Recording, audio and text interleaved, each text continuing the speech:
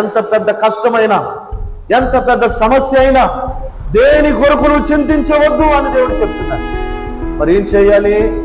Bible చెప్తుంది, దేని గూర్చి చింతపడకూడదు కానీ ప్రతి విషయములో, ప్రతి కష్టములో, ప్రతి సమస్యలో, ప్రతి బలహీనతలో, ప్రతి పోరాటంలో ఏం చేయాలంట?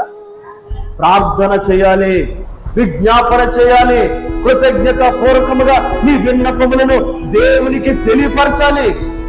ఈ రోజున ప్రార్థన చేయట్లేదు, విజ్ఞాపన చేయట్లేదు, కృతజ్ఞత పూర్వకంగా మన కష్టాలు, మన చింతలు, మన భారములు, మన పరిస్థితులన్నీ దేవునికి చెప్పట్లేదు. చాలా మంది ఏం చేస్తున్నారంటే చింతిస్తూనే ఉన్నారు.